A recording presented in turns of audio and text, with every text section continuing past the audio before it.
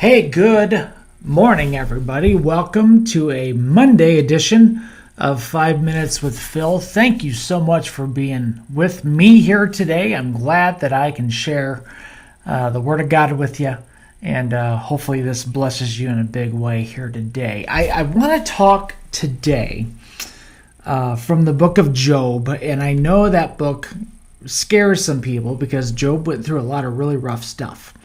But there's some good lessons to be learned in this book, so we shouldn't avoid it. And here's the setting, and I want to talk about being a good friend today to somebody. The setting is he's basically lost everything all at once, and physically he is going through a lot. He has lost his property. It's just, he is in a very, very, very bad place right now with the stuff that he's going through. Life has gotten difficult. Maybe you could think of somebody in your circle, just in your life, that's kind of what their story is right now too. And the question is, okay, how do I respond to something like that? And that's what I want to show you here today. So take a look with me at Job chapter 2, starting in verse 11 and going to verse 13. Here's what it says. When Job's 3 friends heard about all the troubles that had come upon him, they set out from their homes, and they met together by agreement to go and sympathize with him and comfort him. When they saw him from a distance, they could hardly recognize him. They began to weep aloud, and they tore their robes and sprinkled dust on their heads. Then they sat on the ground with him for 7 days and 7 nights.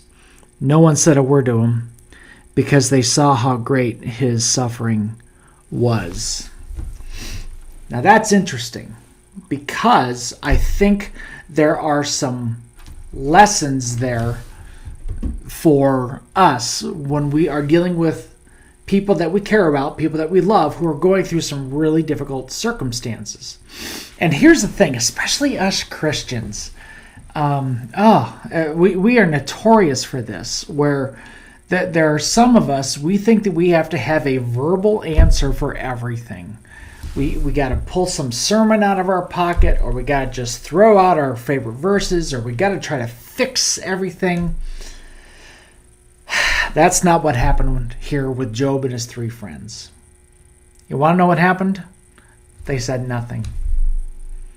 They said nothing. Now, keep in mind, by the way, they were very moved by what happened to their friend.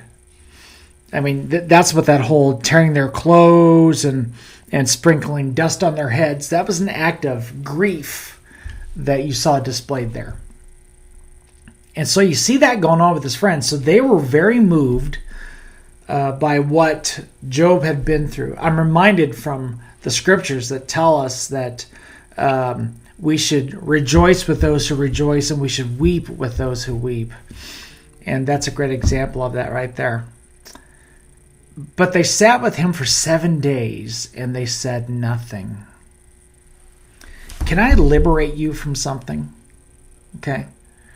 You don't have to have all the answers every time somebody is going through something rough. Just be there. You could just be there. You don't have to throw out some sermon every time somebody is hurting. Maybe the best thing that you could do is shut your mouth and just be there.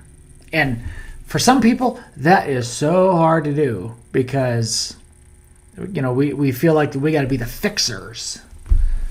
I mean, me as a pastor, people look to me for answers to questions like, why is this happening? How could God, and fill in the blank? And sometimes we don't have the answers. And here, Job's friends, I think, showed the value of their presence more than their knowledge.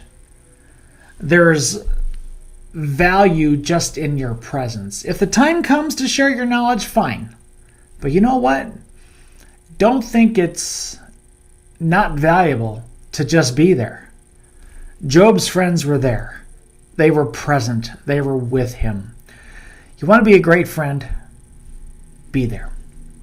You don't have to have all the answers. Just be there. All right? I want to bless you with that today. So have a wonderful day. God bless you. We love you. We'll talk to you again tomorrow. Bye-bye.